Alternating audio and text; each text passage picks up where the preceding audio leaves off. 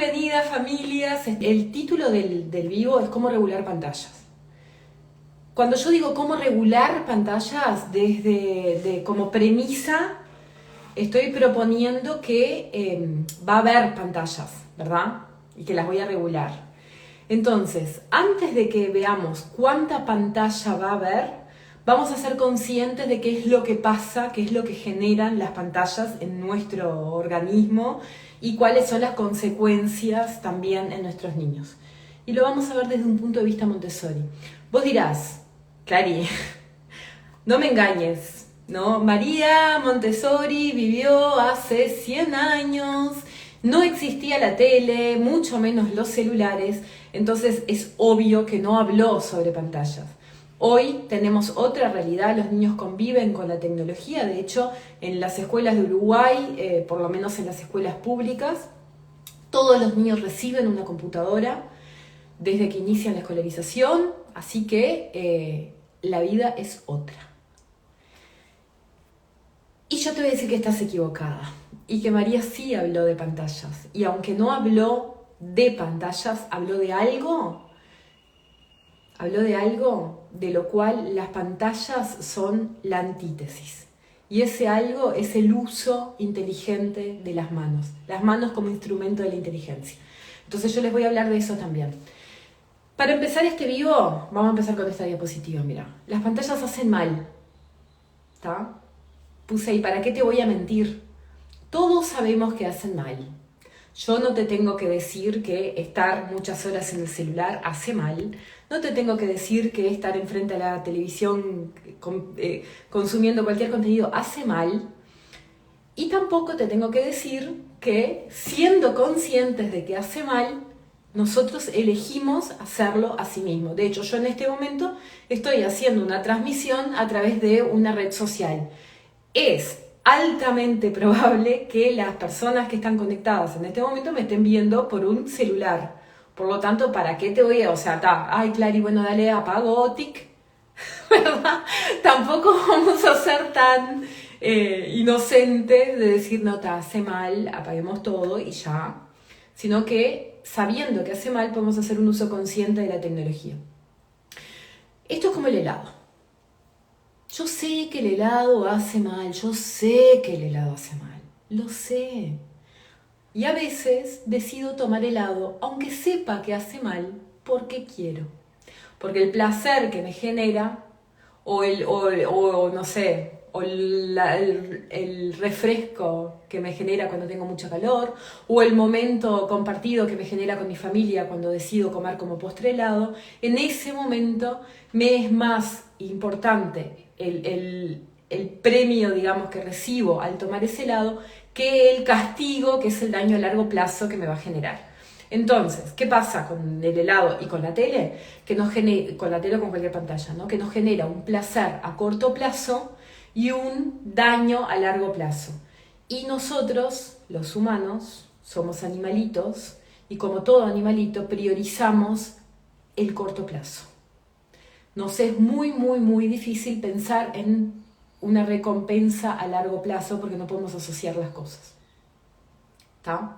Por eso nos hacemos daño a corto plazo en pro del placer. Por eso fumamos un cigarro a corto plazo sabiendo que te puede provocar cáncer de pulmón, pero calmando nuestra ansiedad en este momento. Por eso comemos helado sabiendo que te puede provocar diferentes problemas de salud, pero te genera placer en este momento, y sabiendo que la tele a largo plazo o cualquier pantalla a largo plazo genera daños, pero nos genera un placer inmediato que priorizamos en ese momento. ¿Está? Entonces ya sabemos que hace mal. Punto. No te voy a mentir. Sigamos de acá, ahora ya, estando de acuerdo con eso. A ver. Ahora, ¿hace mal por qué? Está, Clary, hace mal. Pero a ver, ¿por qué hace mal? Yo crecí con la tele, ¿no? Yo miré tele en mi infancia y acá estoy, vivite coleando, a mí no me hizo ningún mal. Yo trabajo todo el día enfrente de la computadora y estoy acá, vivite coleando, no me está haciendo mal. De hecho, esto que tú estás diciendo tampoco puedo saber si me va a hacer mal a largo plazo, porque la existencia de la tecnología Es ahora, es a corto plazo, todavía no hay esta generación que está creciendo con una computadora enfrente, está creciendo, todavía no creció. Entonces ese daño todavía no lo veo. Entonces, ¿qué sabés vos? ¿Cómo podés saber que hace daño? Entonces yo te voy a decir, y ahora sí, basada en las neurociencias y sobre todo en Montessori, por qué hace mal. Primer punto fundamental, nos aísla del ambiente. ¿Qué significa eso? A todos, esto no es para los niños, ¿tá? Esto es para todos los seres humanos. En este momento que tú me estás mirando a mí a través de tu celular o si estuvieras mirándome en la computadora, donde sea, pero seguro me estás viendo en una pantalla, tu atención está puesta en mí. ¿Verdad que está puesta en mí? Entonces, todo lo que está pasando a tu alrededor, en cierta medida te lo estás perdiendo. Lo tenés como sonido ambiente, ¿no? Sabés que, bueno, que pasan cosas alrededor, yo puedo escuchar por ahí, no sé, un auto que pasa allá lejos, los pajaritos que están cantando acá afuera, pero estoy más o menos aislada del exterior y de mi ambiente porque mi atención está puesta en la pantalla. ¿Y qué pasa con esto? Todavía acá en la pantalla, esto es en este momento pantallístico, estamos en tiempo real, ¿no? Tú me estás escuchando a la velocidad que yo hablo y cada minuto que pasa para mí acá, pasa para ti ahí. Entonces tenemos una cierta conexión y percepción de tiempo real. Pero cuando nosotros miramos otras cosas, ¿no? Por ejemplo, no sé, una película de acción, las cosas suceden muy rápido, ¿no? Van como a la velocidad de la película, tiene como ediciones y cambios de cámara y qué sé yo. Mi cuerpo empieza a sentir, yo puse ahí en una historia hoy temprano, ¿no? Pero mi cuerpo empieza a sentir esa ansiedad de lo que está sucediendo en la pantalla, empiezo a sentir el miedo por el personaje, empiezo a sentir la tranquilidad cuando zafa de la batalla final, me emociono cuando se enamora de otro personaje principal, no sé. Empiezo a conectar todas mis sensaciones y mis sentimientos con lo que está pasando en la pantalla, pero lo desconecto de mi cuerpo. O sea, que esté peleando el personaje me hace sentir la ansiedad y la emoción de la pelea, pero mi cuerpo no está peleando, la que está peleando es mi mente. Mi cerebro está viviendo algo que yo físicamente no estoy viviendo. No es lo que pasa en esta conversación. En esta conversación estamos ambas en tiempo real y tu cuerpo no está viviendo a otra velocidad. Y eso es un dato muy importante, el cambio de velocidad. De hecho, eso es ahí sí podemos ver algunas consecuencias a mediano plazo, ¿no? De los millennials para acá, o sea, la generación de los 80 para acá, que fue una generación que recibió el cine y las películas y todas las cosas que se resuelven en 2 horas, o en 1 hora, o en 45 minutos ahora de un capítulo. Vivimos una velocidad de vida en que el personaje se enfrenta con un problema, encuentra una solución, pasa por cada paso para solucionar eso porque encontró la solución para su problema, pero entonces empiezan a aparecer las dificultades, sobrelleva cada una de las dificultades, unas más difíciles que otras, por momentos pensamos que no lo va a lograr, pero lo logra, pasa por la mayor dificultad que es la batalla final, y una vez que supera la batalla final, se transforma en héroe y vuelve con el premio de haber superado ese problema en su vida. ¿Verdad?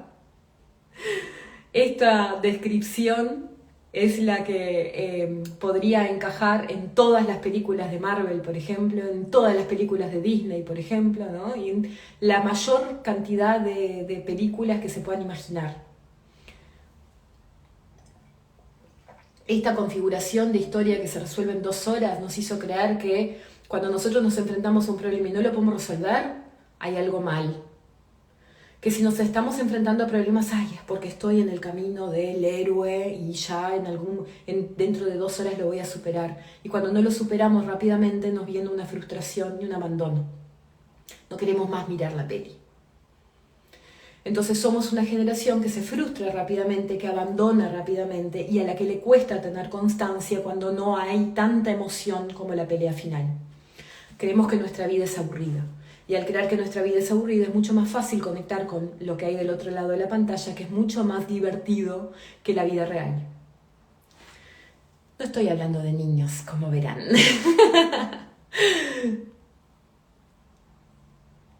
Perdón, se me fue la diapositiva. Voy. Pero ¿qué pasa con los niños? Porque eso nos ha pasado con los adultos, ¿no? Lo que acabo de describir te pasa a ti y me pasa a mí cuando nos sentamos a ver una película. Y les voy a confesar algo, antes de poner acá lo de los 6 años, les voy a confesar algo. Nosotros aquí en casa no tenemos tele, ¿tá?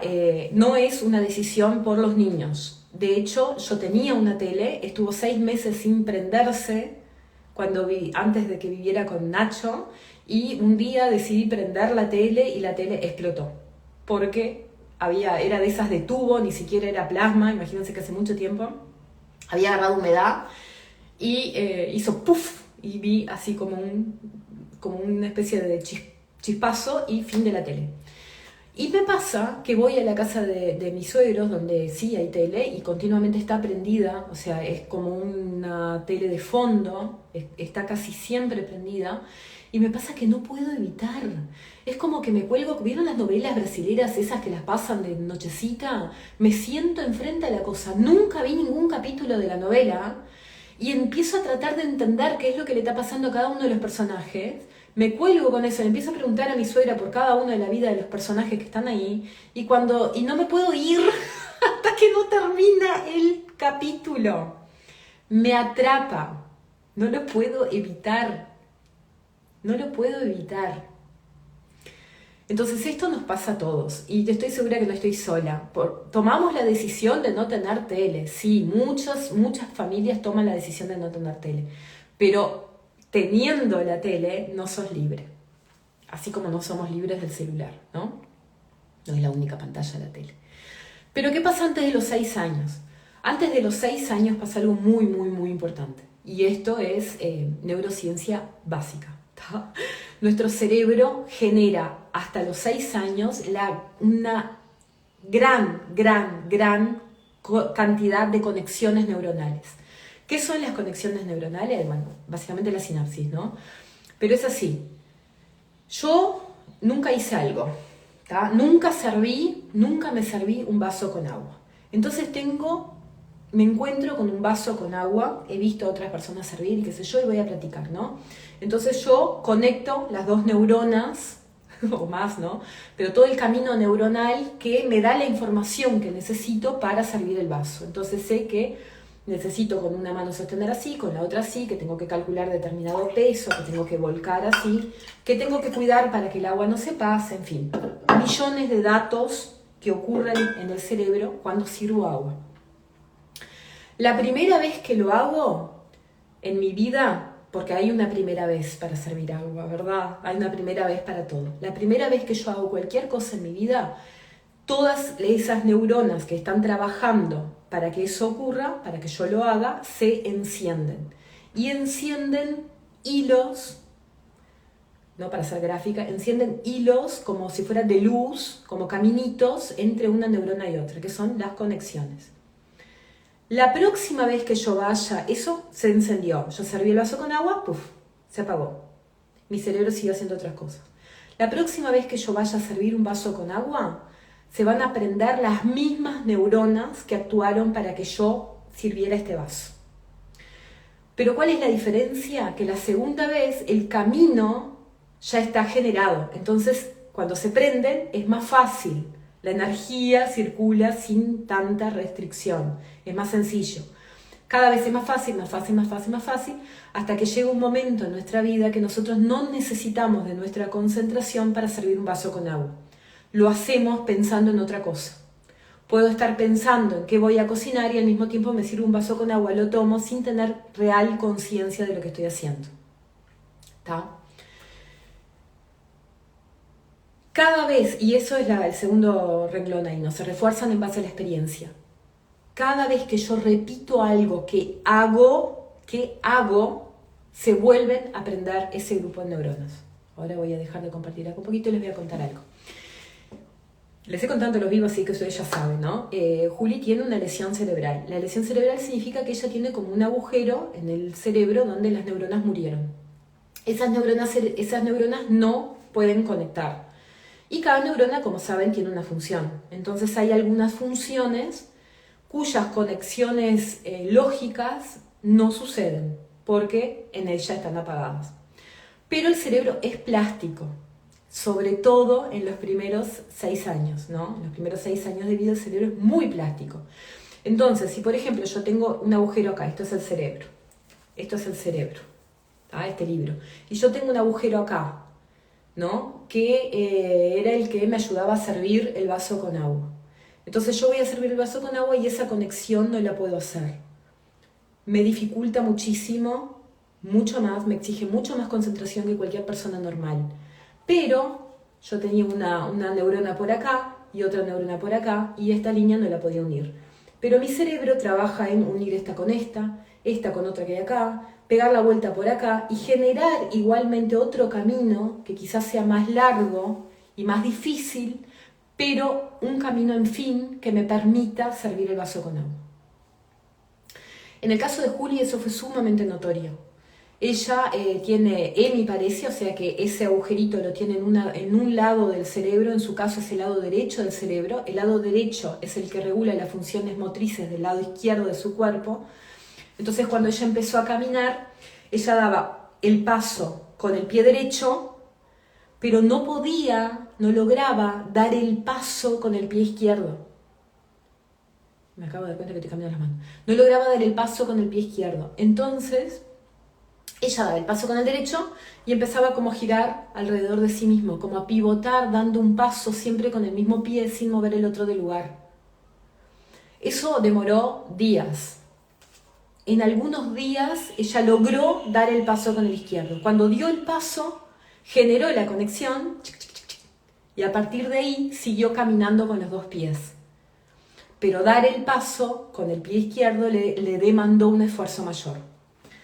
Todos esos aprendizajes los hacemos, ahora no te das cuenta, porque ya lo viviste, ya pasaron tus 6 años, ¿no? Entonces es muy difícil que podamos conectar tipo cosas que para nosotros en este momento son obvias y lo hacemos sin pensar, en algún momento fueron aprendidas. Entonces cuando fueron aprendidas fue que eso se generó. Y cada vez que se repitió, cada vez que repetimos una experiencia, al prenderse la misma luz, la luz se enciende más fuerte. Entonces cada vez lo hacemos de forma más fácil. Y eso es aprendizaje. Cada vez que repetimos algo que aprendimos, lo volvemos a reforzar en nuestro cerebro, vuelve a ser parte de nosotros. Cada vez que repasamos, por eso cuando lees algo, te queda una información. Cuando lo repasás, profundizaste. Cuando lo explicás a otro, profundizaste más aún. Cuando lo pones en acción, cuando practicás, ahí aprendiste. Vamos a seguir con otra diapositiva porque si no me copo acá y dura 8 horas el vivo. Acá. Entonces, a mayor cantidad de experiencias, mayor inteligencia. Esto lo puse entre comillas porque sé que es discutible, ¿no? Pero quiero que pensemos en cómo nosotros entendemos la inteligencia en lo más básico. Nosotros entendemos la inteligencia en la capacidad de hacer algo de forma fácil, ¿no? Algo que te sale fácilmente, por ejemplo, cuando una persona tiene mucha facilidad para la música, tiene mucha inteligencia musical. Cuando una persona tiene mucha facilidad para las matemáticas, lo vemos como inteligente en las matemáticas. Cuando tiene un buen desarrollo del lenguaje, lo vemos como una inteligencia. O sea, esa facilidad en determinadas áreas se ve como inteligencia. Puede verse como facilidad o como menos barrera, ¿no? Como más sencillo. Pero esta inteligencia también tiene que ver con dónde, en el medio en que vos vivís. O sea, no es la misma.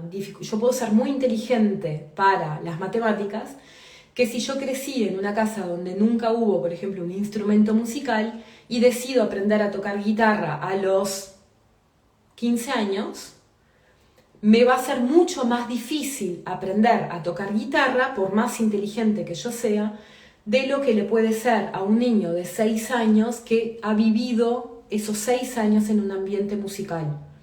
Entonces esa inteligencia, que si bien sabemos que las distintas personas tienen distintos tipos de inteligencia y facilidades para distintas cosas, también tiene que ver con el medio en el que estamos.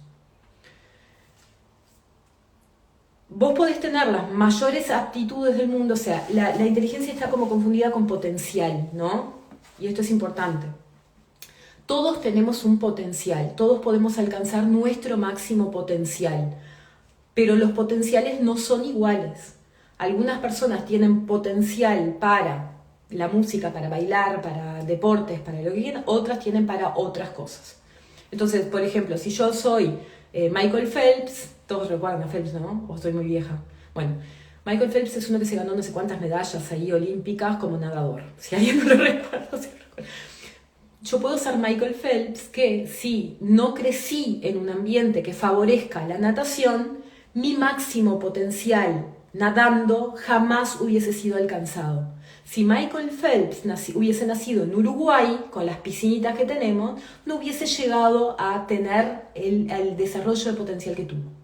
¿Tá? Entonces la inteligencia no es innata solamente. Sí tiene que ver las condiciones genéticas que tenemos para cada cosa, pero lo que más tiene que ver es el medio en el cual nos encontramos, es el ambiente que tenemos alrededor. Sin ambiente no hay desarrollo de potencial. ¿Tá? Entonces, ¿todos podemos alcanzar nuestro máximo potencial? Sí. ¿Cuál es nuestro máximo potencial? No lo sé, es único, es propio de cada uno. ¿Cómo lo vamos a alcanzar? A través del medio en el cual nos encontremos. Sigo. Y acá viene el problema de la tele. Cuando nosotros nos conectamos con la pantalla, perdemos la conexión con la realidad. ¿Se acuerdan de esto que hablamos acá? Miren, esto que hablamos acá al principio. Esto, la pantalla nos aísla del ambiente, nos desconecta de nuestro cuerpo y nos da una percepción de la velocidad que no es real. Bueno, la pantalla nos quita del ambiente.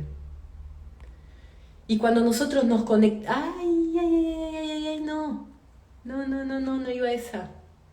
Perdón, no es fácil esto cuando hay muchas diapositivas, gente, no es fácil. Cuando nosotros nos conectamos con la pantalla, perdemos la conexión con la realidad. Entonces, esa conexión con la realidad es la que nos da la experiencia para el desarrollo de nuestra inteligencia. Entonces, cada minuto que nuestros hijos están sentados enfrente a la tele, o enfrente al celular, o enfrente a cualquier pantalla, a la tablet, a la computadora, lo que quieran, mirando un dibujito, una película, lo que sea, que no es la realidad, están perdiendo la oportunidad de una conexión con el ambiente. Están perdiendo minutos de conexiones neuronales que se transforman en aprendizaje. Cada minuto que pasan enfrente a una pantalla están perdiendo una oportunidad de conectar con su máximo potencial. Duro, ¿verdad? Duro. No quiero que suene a rezongo, ¿tá? Y al final vamos a llegar ahí a un equilibrio, pero es importante que sepamos esto de antemano y que trabajemos en base a la información que tenemos y no ignorando simplemente. Y ahora te voy a mostrar qué dijo María Montessori. Ahora, esto que les estoy contando lo dicen la teoría de las inteligencias múltiples, lo dicen las neurociencias, hay millones de estudios, lo pueden buscar, googleen, hay. María lo que dijo, sin haber visto una tomografía cerebral que mostrara esas conexiones, dijo: el verdadero carácter motor ligado a la inteligencia es el movimiento de la mano al servicio de la inteligencia para ejecutar trabajos. Esa frasecita, fui a buscar el libro de Pepe, porque ahora me doy cuenta que la frase estaba ahí. Esa frasecita forma parte de un capítulo del libro El niño, el secreto de la infancia, que se llama La mano. Este capítulo se lo voy a mandar entero por WhatsApp para que ustedes lo puedan leer completo, porque la información que está ahí es muy valiosa y cuando lo ves desde ese lugar te das cuenta de lo inteligente que era esta mujer, ¿no? Y de la riqueza que nos dejó. Pero en fin, ¿qué está diciendo? Que todas nuestras experiencias, nosotros los seres humanos tenemos dos diferencias muy, muy, muy importantes con todos los demás animales. Una diferencia es que tenemos una inteligencia que se basa en el conocimiento de otro. Tenemos como una cosa que voy a dejar de compartir acá hace un minuto. Tenemos una especie de superinteligencia, ¿no? La inteligencia de la humanidad. Nos basamos en el conocimiento de otros para construir nuestro propio conocimiento. En criollo, yo ahora puedo hablar sobre la teoría de las inteligencias múltiples, o puedo hablar sobre el niño secreto de la infancia, gracias a que una humana antes que yo lo escribió y lo puso en un libro. Yo ahora puedo estar acá hablando con ustedes a través de mi teléfono celular gracias a que alguien inventó Internet. Si yo no me apoyara en el conocimiento de otro, no me apoyara en el conocimiento de la persona que inventó la Internet, tuviera que inventar Internet ahora para charlar con ustedes y todos tuviéramos que hacerlo, les aseguro que la humanidad no hubiese llegado a ningún lado. Esto de ser superhumanos no hubiese pasado. Tenemos una superinteligencia que nos conecta a todos y que nos ayuda a apoyarnos en el otro. ¿Y cómo lo transmitimos? Lo transmitimos a través del lenguaje. Lo transmitimos hablando, pero sobre todo escribiendo. Y ese lenguaje escrito nos fue posible porque usamos nuestras manos como instrumentos de la inteligencia. Para fabricar herramientas, para transmitir conocimiento, para crear cosas. Esa es la otra diferencia que tenemos con los animales, los demás animales. Los demás animales trabajan en su supervivencia, nosotros trabajamos en la supervivencia de la social, ¿no? Del grupo. Y solo vivimos en grupo, solo sobrevivimos en grupo y solo aprendemos del grupo. ¿Qué quiero decir con esto? Para aprender a hablar, un niño tiene que estar entre humanos que hablan. Si un niño fuera capaz de aprender de cualquier cosa, podría estar entre monos, a lo Tarzán, y aprender a hablar mono, porque los monos se comunican. Podría ser criado, no sé, entre lobos, y entonces sabría hablar lobo. No lo sé. La realidad es que solamente podemos hablar lenguajes humanos. Aprendemos de humanos. Entonces es mentira que aprendemos de una aplicación a hablar inglés. No aprendemos. Vamos a seguir. Dicho eso por María, vamos acá. Esto que acabo de decir lo puse en una diapositiva y me olvidé que tenía que ir antes. Nos apoyamos en conocimiento previo, creamos en grupo, usamos nuestras manos como instrumento de la inteligencia. Si la mano no trabaja, no hay aprendizaje. Entonces, por más que yo la siente acá, te siente a vos acá delante mío, te cuente todo esto de las pantallas, si vos no lo pones en práctica, si no lo llevás a tu vida, si no incorporás el conocimiento y si no lo vivís, no es aprendizaje, es simplemente información. ¿Tá? Entonces, vos me podés, no sé, sentar acá y yo me puedo sentar acá contigo y hablarte sobre, no sé, teorías matemáticas y sobre funciones y, no sé, cosas muy difíciles, si querés decirlo así, pero cosas muy extensas sobre matemáticas, que si vos no agarrás un lápiz, un papel y te pones a hacer el ejercicio, no lo aprendiste. La mano tiene que trabajar porque la mano es el instrumento de la inteligencia. Solo aprendemos a través de la experiencia. Entonces, la aplicación que me enseña inglés, el dibujito que habla de los colores, ¿cómo es aquella? La Dora Exploradora hablando al lobo, ¿cómo era? Al bot, la mascota. Todas esas cosas no nos enseñan. En última instancia, y como buscándole el lado positivo, nos informan, pero si no lo trasladamos, si no lo aplicamos en nuestra vida, no aprendemos. Entonces podemos recibir la información, pero va a depender de que la apliquemos, ¿tá? Y si no es de otro ser humano, no aprendemos, ¿tá? Vamos a seguir. Eso era todo lo que yo había dicho ya. Paren, acá. Entonces, ¿qué pasa? Cuando desconectamos la pantalla. Esto iba acá. A ver, solo un minutito, chicas, que me parece que...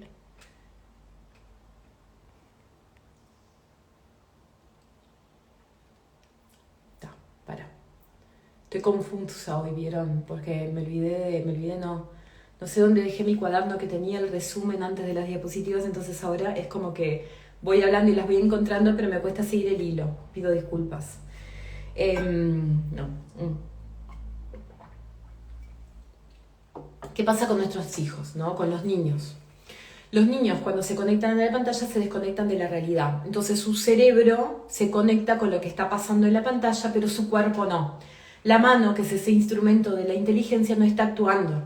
Cuando un niño está jugando, por ejemplo, no sé, construyendo con bloques, pasan dos cosas. Por un lado, lo que vemos afuera, que es el niño poniendo bloques, y por otro lado, lo que pasa por dentro, que es el niño aprendiendo sobre equilibrio, sobre peso, sobre forma, sobre encastre, sobre frustración, sobre logros, sobre metas, ¿no? Un montón de aprendizaje interno que está sucediendo mientras se apila bloques.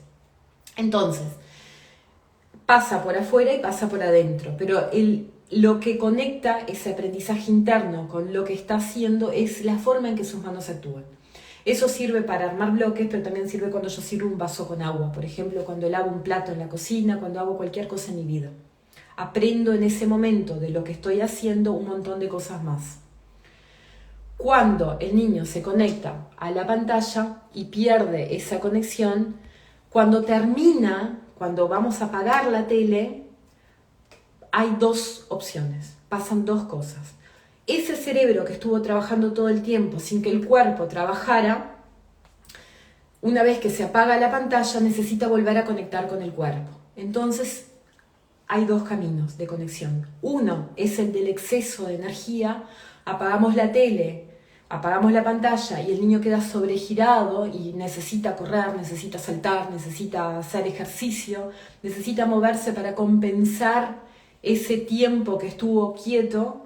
O pasa lo contrario, que es que estuvo tanto, viviendo tantas emociones intensas, ¿no? Y tanta cosa pasando dentro de su cabeza, el esfuerzo mental fue tan grande y desconectado con el cuerpo, que viene un cansancio y letargo. Entonces esos niños pasan tirados en el sillón, todo el día cansados, no quieren jugar porque les aburre, porque el ritmo del juego es más lento, no quieren ir a la placita porque están cansados, porque prefieren quedarse en el sillón. Y vos decís, ¿pero cansado de qué? Si estuviste sentado todo el tiempo. Bueno, cansado de no utilizar su cuerpo.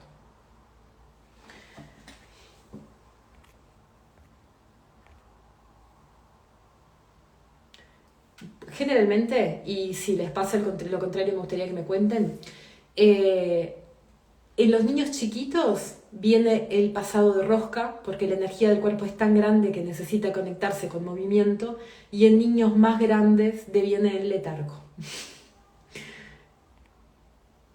¿No? Entonces, y ahora sí, Nacho me dijo, cuando armó esta diapositiva, me dijo, Clary, en la diapositiva 8 ponés qué es la pantalla, pero ya va a ser media hora que estás hablando de pantalla. Entonces, ¿qué es la pantalla? Y acá es donde vamos a desmitificar la cosa, ¿tá? La pantalla es una herramienta para el descanso del adulto. ¿Qué significa eso? Que no es que el niño está jugando y está no sé qué, y como está pasado de rosca, yo le pongo la tele y se queda tranquilito. No se queda tranquilito, su cabeza sigue a mil. Lo que no se está moviendo es su cuerpo, pero el niño se está moviendo por dentro. Entonces, cuando nosotros usamos la pantalla, lo que usamos es para descansar nosotros, porque necesitamos que se quede quieto. No necesitamos que se tranquilice, no necesitamos que descanse, necesitamos que se quede quieto. ¿Tá? Puede ser porque necesitemos trabajar, puede ser porque tenemos 1000 cosas en la casa trancadas, puede ser porque nuestra salud mental necesita silencio por un rato. Y está todo bien con eso. Está todo bien. Pero es así. No es porque el niño necesita la pantalla, es porque yo necesito que el niño esté en la pantalla para poder descansar.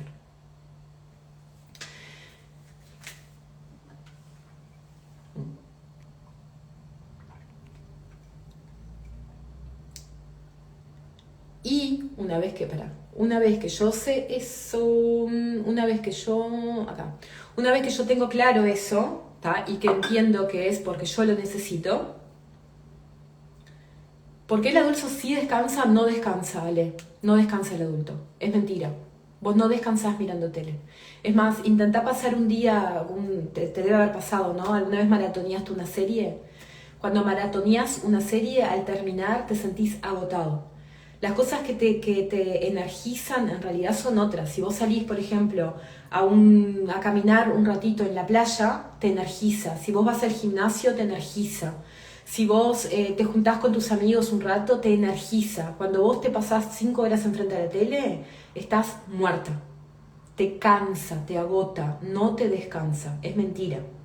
Nos hicieron creer eso cuando unieron la tele a otra experiencia, que es vernos a nosotros mismos sentados en el sillón, con una mantita, con algo rico para comer, con un mate en la mano, mirando una peli. Cuando nosotros asociamos el sillón, el descanso, la manta, la comida rica, todo eso a la tele, creemos que la tele es lo que nos da el descanso. No es la tele. Es el sillón, la mantita, la comida rica, la conversa con alguien con quien queremos compartir. ¿Se entiende? Entonces,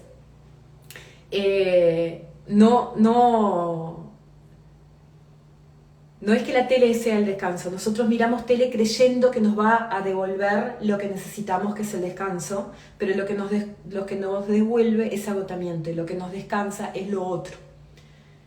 Es marketing. A ver.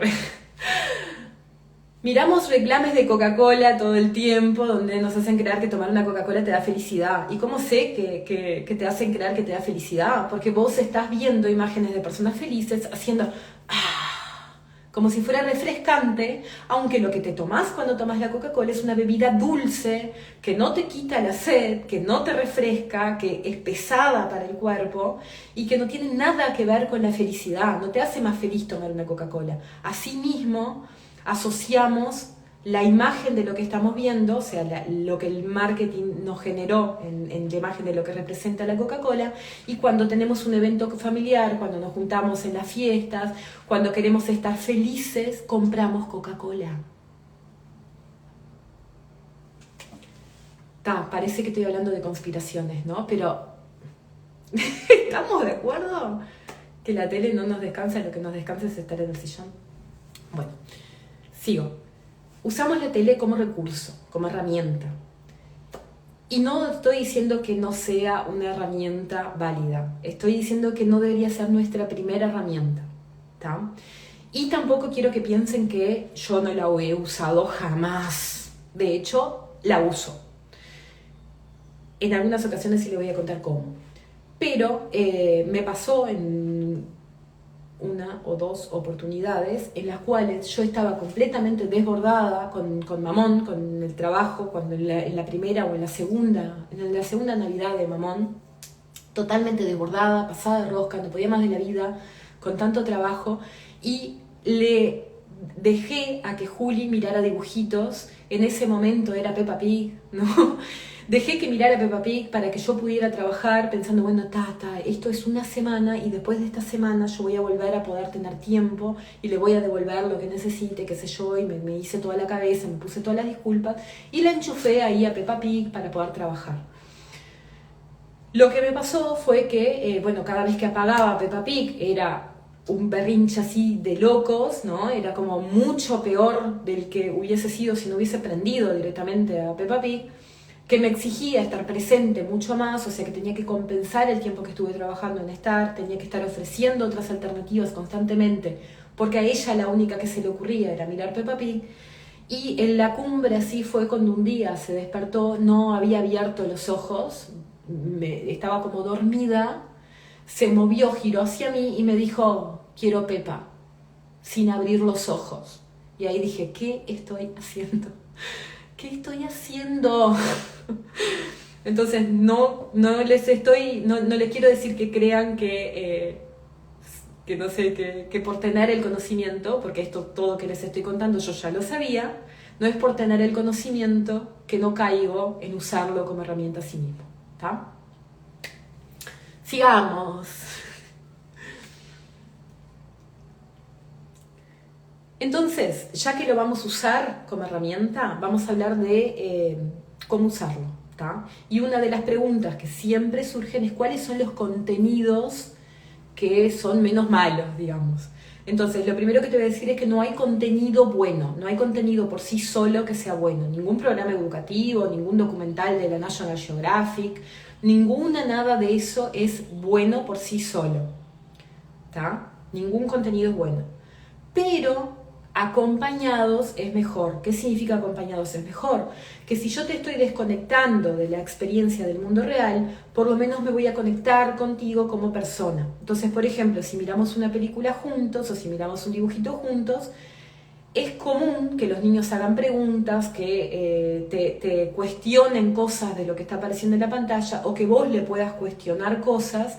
Y establecer ese diálogo sí es una experiencia del mundo real. Entonces, si bien estoy usando la herramienta, al conversar contigo, al traerlo al momento de hoy, al poder compartir información, bueno, conectamos con lo que está sucediendo más allá de la pantalla. Ahí les voy leyendo los comentarios. ¿Cuáles contenidos elegir? Bueno, según Montessori, y digo según Montessori porque otras corrientes educativas creen otras cosas, ¿sí? Es importante que sean historias posibles. Historias posibles e imágenes reales. ¿Por qué historias posibles e imágenes reales? Y ahora les voy a dejar de compartir acá y se los cuento. De 0 a 6 años el niño está recopilando información y experiencia, ¿no? Para poder vivir y sobrevivir en este mundo. Entonces se está tratando de hacer lo máximo que pueda para aprender y generar esas conexiones neuronales que le van a permitir sobrevivir. Se llaman funciones ejecutivas. Y también está interesado en ver todo lo que pueda y aprender, porque así sabe cómo actuar en este mundo, para entender cómo el mundo funciona. Le favorecemos mucho el trabajo, o sea, le facilitamos mucho el camino si le decimos la verdad. Si le mostramos el mundo como es, le estamos dando esa información que necesita. Entonces, cuando yo miro contigo un documental de animales de la National Geographic, estoy viendo animales en su hábitat natural, están aprendiendo, bueno, los colores del bicho, la textura que pueda tener, cómo vive, cómo interactúa, en qué lugar está, bueno, un montón de información del mundo real que quizás no la tengo, porque yo acá, por ejemplo, no tengo un león para que lo pueda ver, y una forma de que lo conozca es a través de esos medios, no es el único, ¿no? Existen los libros, no es el único, pero brinda información del mundo real. Entonces, entre ver eso y ver el perro con ropa que sale del, no sé, que conversa con el dueño y que come con cubiertos, no sé, ¿se entiende lo que quiero decir? No se me ocurre ninguno ahora como ejemplo, pero la fantasía en las cosas no posibles, ¿no? Las cosas no posibles en un cerebro de 0 a 6 que está recopilando información del mundo real, confunde. Porque está todo bien, nosotros no vamos a creer que nuestros hijos son tontos, que le decimos, ay no, mira, el elefante no habla, te tengo que explicar que el elefante no habla, porque pensamos eso, ¿no? No, pero él sabe que el elefante no habla. Pero sabrá que el elefante no habla, ¿está? Sabrá que el elefante no habla, pero puede saber, por ejemplo, que una persona no se puede conectar telepáticamente con otra. ¿Se entiende? Según la edad que tenga y la información del mundo real que tenga, hay cosas de las cuales le va a costar mucho dudar.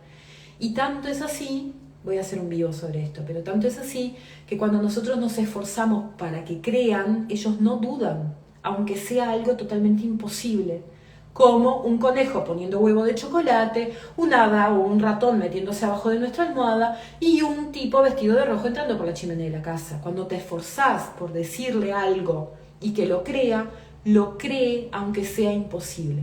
Entonces, cuanto más información del mundo real le brindamos, más lo ayudamos a generar esas experiencias y tomar decisiones y poder evaluar si algo es posible o no es posible y así creer o no en las cosas que pasan. Sigo. Entonces, ¿cuál es el contenido? El mejor contenido, el contenido que ofrece historias posibles, imágenes reales y que se mira acompañado con otra persona con la que podamos tener un contacto con la realidad. esos son los mejores contenidos. Y la otra pregunta del millón es: ¿cuál es el límite saludable? Ay, qué difícil esto del límite saludable. Ya ahí lo están viendo, ¿no? De 0 a 3 años no hay límite saludable. No hay límite saludable. A los 3 años ocurre una poda neuronal. Les recomiendo seguir la cuenta de Anna Fisher, que habla mucho sobre este tema y tiene mucha información valiosa y les va a aportar un montón. Pero la cuestión es que lo que no, de 0 a 3 años las neuronas que no estás usando empiezan a morir. A partir de ahí empiezan a morir. Entonces, la mayor cantidad de experiencias en los primeros años de vida protege nuestro cerebro, ¿no?, para todos los aprendizajes futuros. Entonces, de 0 a 3 años no existe límite saludable. No deberían mirar pantallas.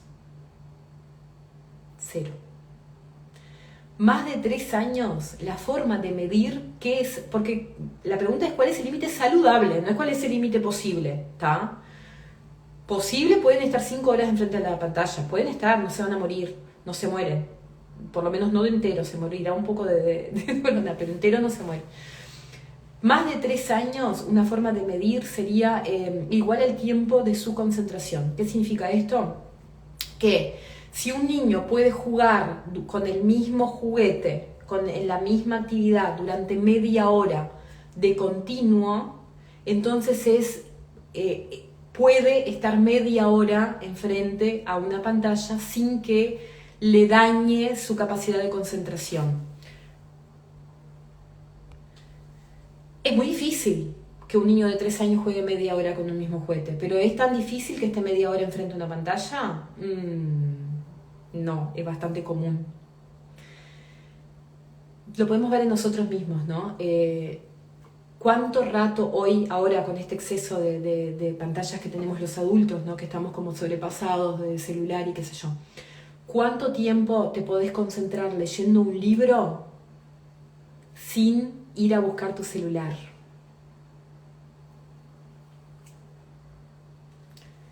Buena pregunta, Luciana. Clary, me genera duda el tema de los contenidos, ya que los libros también son fantásticos. En Montessori la recomendación es que los libros sean realísticos. Sí, deberíamos encontrar libros que cuenten historias reales, sobre todo antes de los 6 años. Sobre todo antes de los 6 años. Después de los 6 años tienen experiencias suficientes para tomar sus propias decisiones y entiendan qué puede ser realidad y qué no puede ser realidad. Entonces ahí ya podés incorporar la fantasía porque pueden absorberlo sin que compita con la realidad. Igual es discutible, ¿tá? Pero voy a hacer un vivo sobre eso. Ahora, volviendo. Nosotros hoy en día estamos perdiendo nuestra capacidad de concentración. Empezamos a leer un libro y a la 3ª página vas y agarras tu teléfono y te fijas si tenés, no sé, notificación de algo, vas a ver las historias de Instagram, no sé, cualquier cosa. Nos está costando mucho tener concentración y la concentración es algo que se educa, que se practica. María decía que la verdadera felicidad se obtiene a través de la concentración y hoy en día lo llamamos flow. ¿Qué es el flow? Deben haber escuchado ese concepto, no es un concepto muy moderno, es como un estado de flujo en el que fluís con lo que estás haciendo, un estado en el que el tiempo no te pesa, en el que vos podés estar constantemente trabajando sin que te genere un esfuerzo tan grande a punto de que te frustre, ni que sea tan fácil a punto de que te aburra. Eso es el flow en el mundo adulto, ¿no? Y en el mundo infantil, o mejor dicho, en las palabras de María, esa es la concentración. La concentración se logra en el punto exacto de interés entre algo no tan fácil como para que me aburra y no tan difícil como para que me frustre. Pero eso se trabaja y cuanto más yo aumento mi concentración y mi capacidad de tolerancia a la frustración, más tiempo puedo mantenerme en estado de flow, más tiempo soy feliz haciendo lo que esté haciendo. Entonces, cuanto menos concentración, menos foco, más dispersos, más saltamos de un lado para el otro, más nos perdemos, menos logramos completar nuestro trabajo, menos logramos completar nuestras metas, nuestros objetivos y todo eso, más infelices somos. ¿Y saben cuándo se aprende a concentrar? En la infancia. Aprendemos a concentrarnos en la infancia y lo practicamos durante toda nuestra vida. Entonces, el niño que se concentra es inmensamente feliz. Para estar seguros de cuál es el límite saludable, va a ser el límite saludable que no interfiere en su concentración.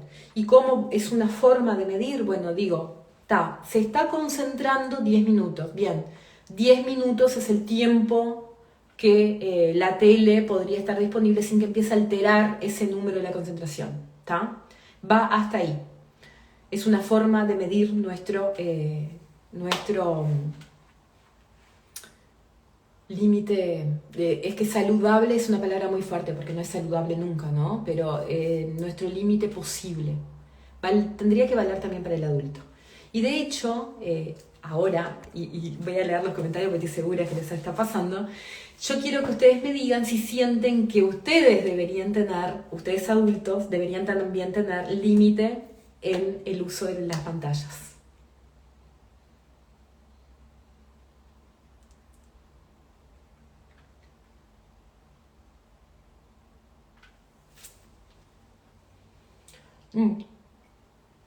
Mientras me contestan, le voy a contestar a Pau acá que pregunta por las clases virtuales. La clase virtual es una cagada. ¿Qué querés que te diga? Es una cagada. La diferencia que tiene la clase virtual de cualquier otra cosa que tiene que ver con la pantalla es la posibilidad del tiempo real, ¿no? O sea, la persona está ahí, como ahora vos en este vivo, y tenés los tiempos que tengo yo de respuesta, interactúo contigo, estoy leyendo tu pregunta y te contesto, vos podés volver a preguntar. Entonces, hay una mínima conexión con la realidad que se pierde totalmente en un contenido de ficción. Pero no es lo mismo. Y dado que es la única forma de tener clases, porque, no hay clases, y el tiempo pasa igual, o sea, los niños siguen creciendo aunque exista pandemia, es el recurso del momento, es el recurso que hay en el momento, pero no es lo mejor. Y tampoco es justificación para, pero si tiene clases virtuales es lo mismo, entonces terminó la clase y ahora 4 horas de película. No, si ya está expuesto durante la clase y estás viendo que le está costando concentración, cuando se termina la clase favorezcamos otras cosas para que pueda practicar su concentración y después soportar la clase. Les pasa, ¿verdad? Bueno, entonces yo les voy a contar algunas estrategias para nosotros. Estas estrategias las aprendí en un libro que se llama Hábitos Atómicos, que se refiere a esos pequeños hábitos que se van sumando en nuestra vida y que nos generan verdaderos cambios de vida. Entonces el autor de este libro dice que, por ejemplo, cuando vos, empezás el gimnasio, no se ve el resultado, hasta que en un momento se ve el resultado. Tenés más energía o estás con el cuerpo más fuerte o lo que sea. Entonces, ¿en qué momento? Hay un momento en que se hizo la diferencia. Pero ese momento no es visible y es lo que realmente hace la diferencia es la unión de todos los pequeños momentos, ¿no? Pero hay un átomo que hace el clic.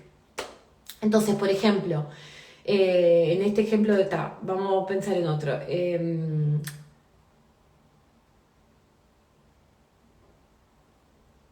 Ahora se me ocurre el de gimnasio y cualquier cosa que quieran acumular. Voy a acumular, lo que pasa que justo iba a decir, voy a saber en qué momento me volví millonario, ¿no? Empiezo a guardar. Soy pobre, en un momento me hice rico, ¿no? ¿En qué momento me hice rico? Lo que pasa que, claro, me vas a decir, cuando pasa de 999.999 a 1 millón. No, pero derritiéndose. Ay, no entendí, Nacho. El hielo derritiendo. Gracias, Nacho. ¿Qué hago yo sin ti? Bueno, el hielo derritiéndose. Cuando entras a una habitación y hay, por ejemplo, menos 15 grados y hay un cubo de hielo arriba de la mesa, ese cubo de hielo está intacto y no se derrite. si de a poquito esa habitación se empieza a calentar grado a grado, va a llegar un punto, un momento en que la temperatura va a llegar a 0 y el hielo, a partir de que pase a 1, el hielo se va a empezar a derretir. Pero para que llegara del 0 al 0,1 y al momento de derretirse, se tuvo que calentar 15 grados. Y en esos 15 grados vos no notaste la diferencia porque no hay nada mostrándote el cambio. Entonces esos pequeños átomos son lo que genera el cambio real, ¿tá? Así que les voy a contar 2 estrategias de ese libro para poder ponernos límites a las pantallas. Una es a través del ambiente, dificultando el ambiente. ¿Qué puede ser, por ejemplo? Bueno, si yo tengo un hábito que es que me quedo con el celular hasta muy tarde en la cama. Bueno, entonces ahora voy a apagar el celular 2 horas antes de la hora de dormir y lo voy a dejar lejos. Y al principio me va a costar horrible y después cada vez me va a costar menos hasta que me acostumbre.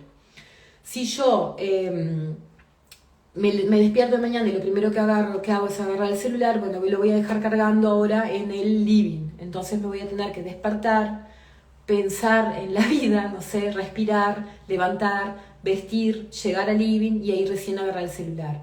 Me dificulto en el ambiente los hábitos que no quiero tener. Y acá es donde entra la tele. Tenemos el hábito, muchas personas, de llegar a casa y ponerla como fondo, que era un poco lo que les contaba de la casa de mi suegra. Tenerla como fondo y decimos, bueno, pero yo estoy haciendo otras cosas y la tele está como fondo. Perfecto, está como fondo. Pero cuando salta algo que te llama la atención, por ejemplo, una noticia de una catástrofe o la canción de un reclame de televisión, ¿no? Esto pasa mucho con los niños, están jugando, la tele está de fondo y de repente empieza un reclame con una canción X y el niño deja de jugar y se para enfrente a la tele para mirar. Esto también nos pasa a nosotros. Estamos cocinando, la tele está de fondo, de repente pasa algo y entonces nuestra atención va para ahí. ¿Qué significa? Que no estaba de fondo. Parte de tu cerebro estaba con la atención en lo que estabas haciendo y parte estaba conectado con lo que pasaba en la tele. Te estaba quitando foco y por lo tanto no estabas en estado de concentración. ¿Tá? Entonces la tele de fondo no funciona. Si queremos sacarnos la tele de fondo, bueno, todos los días llegamos a casa, está la tele, la prendemos, agarramos el control. Saquemos el control, saquémosle las pilas, guardamos en un cajón y entonces ya te vas a tener que hacer consciente de querer prenderla. Vas a tener que ir al cajón, agarrar el control, ponerle las pilas, pensar realmente en lo que querés ver y ahí prender. No hacerlo de forma automática. ¿Sí? No hacerlo de forma automática, logramos como un átomo ir cambiando, haciendo pequeños cambios que en un momento hace el clic y ya no lo necesitamos más. Estos son mis tips para poner límite de pantallas a los adultos. Vamos a seguir.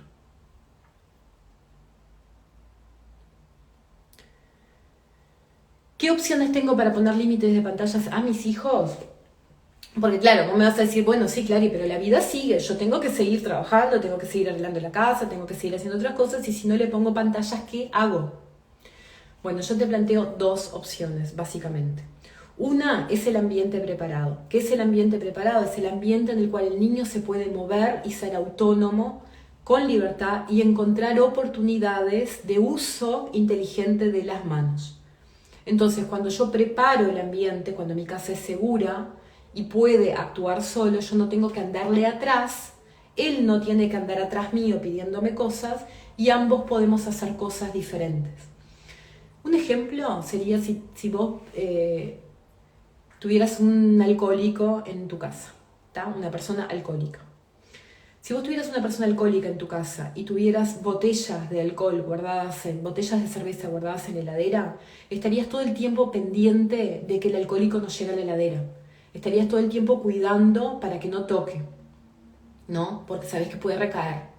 Ahora, si vos no tenés alcohol en tu casa, si tu casa es un ambiente que no de ninguna forma va a encontrar alcohol, vos podés estar tranquila haciendo tus cosas sin perseguir a la persona alcohólica por toda la casa porque no tenés el miedo de que haga algo que no debe. Entonces el ambiente preparado es un ambiente donde el niño se puede mover con libertad y autonomía. Y donde encuentra oportunidades. No es ponerlo en un corral porque de ahí es seguro y que se queda ahí estático dentro del corral. ¿Se entiende? Y la otra opción que tengo es ser un adulto preparado. ¿Qué significa ser un adulto preparado? Que yo voy a tener que estar dispuesto a poner presencia y sobre todo dispuesto a dar libertad. ¿Qué es dar libertad? Que yo no tengo que estar todo el día pegado a mi hijo hablándole. Al contrario, tengo que darle la libertad para que se pueda concentrar. Cuanto menos, me dicen, ay, ¿con qué lo distraigo? No lo distraigas, no lo tenés que distraer. Ay, bueno, pero si no le pongo dibujitos, ¿con qué juega? Con lo que quiera, no tenés que jugar con él. No sos vos construyéndolo, es él construyéndose a sí mismo. Él construyéndose a sí mismo. ¿Sí? Otra pregunta, ¿y si el papá, la abuela, los tíos, la casa de los amiguitos, otra persona fuera de mi casa le ofrece? Si es una casa donde va esporádicamente, como por ejemplo puede ser la casa de los abuelos de visita, o a jugar con un primo que sí tiene acceso a pantallas o algo así, no pasa nada, no nos tenemos que preocupar. No nos tenemos que preocupar, está todo bien, no va a pasar nada, ¿tá? De que un día vaya a la casa de los abuelos y mire pantalla. No pasa nada. Esto pasa si es siempre, es como el helado. No pasa nada que un día te tomes helado, pasa si todos los días tomas helado. No pasa nada que un día, no sé, te tomes una cerveza, pero si todos los días tomas cerveza es un problema. Entonces, no pasa nada si visita a un amigo y el amigo usa pantalla, ¿tá? Ahora, si el otro es nuestra pareja, si es por ejemplo, bueno, yo no le pongo pantallas, pero el papá no se le ocurre otra cosa y todo el tiempo prende la tele, todo el tiempo prende la tele. Bueno, ahí tenemos un problema y hay que ayudar al papá, porque el papá quizás no está teniendo herramientas, no se le están ocurriendo ideas y nosotros lo que hacemos es enfrentarnos diciéndole todo el tiempo lo único que sabes hacer es ponerle la pantalla, ¿por qué no jugás con él? ¿Por qué no jugás? Y capaz que no sabe jugar. Entonces quizás podemos nosotros ayudar, por ejemplo, invitando a salir afuera los tres. Diciéndole, che, y si en lugar de quedarnos acá vamos a la placita a tomar unos mates y ya juega con otros niños y nosotros estamos ahí y podemos conversar. Che, y si en lugar de agarrar los celulares ahora, vení, acompañame acá a la cocina, cocinamos algo acá entre los tres o entre los cuatro y conversamos sobre cómo fue el día. O sea, démosles herramientas en lugar de darle enfrentamiento. ¿Tá? Y sobre todo ofrecer ayuda, porque quizás a veces la persona necesita ayuda. A veces no quiere directamente, ¿no? Es como cuando vos le decís a alguien, che, me parece que te haría bien ir a un psicólogo, y a nadie le hace mal ir a un psicólogo, pero la persona no está dispuesta a recibir la ayuda, pero a veces sí la quiere. Entonces, por ahí se trata, bueno, veo que te está costando encontrar herramientas para zafar de esto de las pantallas. ¿Qué te parece si te ayudo? Hagamos un detox juntos.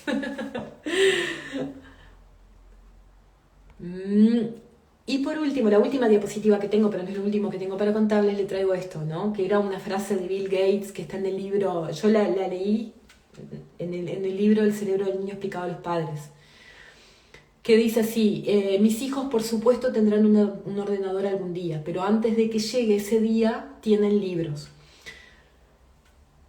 Estoy totalmente de acuerdo, pero una cosa que quiero que discutamos es que tienen libros. La información del mundo real, los niños las necesitan. Yo les hablé sobre el contenido y les dije, bueno, documentales, no sé qué, es una forma de acercar contenido.